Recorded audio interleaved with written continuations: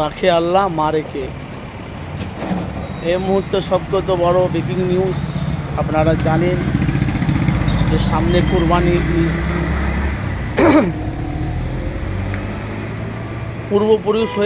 পূর্বপুরুষ হয়ে আসছে যে আমরা কুরবানি ঈদে আমাদের গরু আমরা কুরবানি দিই, খাসি কুরবানি দেয়, কেউ উট দেয়, কেউ দুম্বা দেয়, কিন্তু আমাদের পশ্চিমবাংলাতে গরুটা বেশি আর খাসিটা বেশি।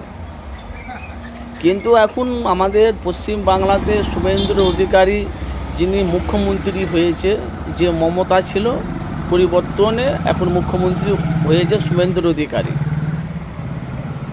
আমরা দেখেছি প্রত্যেকটা বাড়ি দেখছি মুসলমানকে টাইল দিতে যে আজকে নিজেরাই বিপদে পড়ে গেছে।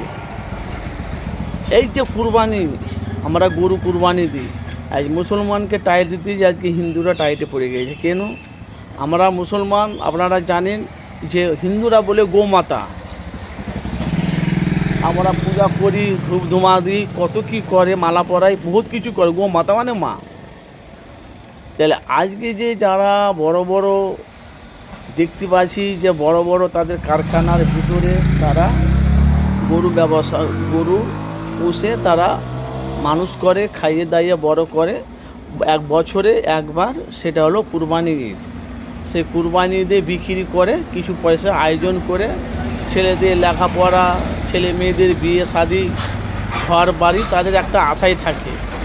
আজকে মুসলমানকে টাইট করতে যে আজকে হিন্দুরা বিপদে, এটাই তো বলছে নওশাদ সিদ্দিকী, এটাই বলছে।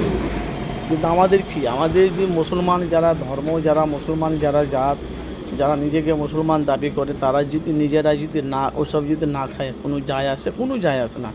কেন আমাদের বাংলাতে দেখেন কোনো মুসলমান বাড়িতে আপনি গরু দেখতে পাবেন না, তো গরু পুষে মানুষ করছে দেখতে পাবেন। কারা পোষ, যারা গোয়াল, অনেক হিন্দু আমার ভাইয়েরা আছে, তারা মা কাকিমারা আছে, তারা খালি গরুর তারা ব্যবসা করে।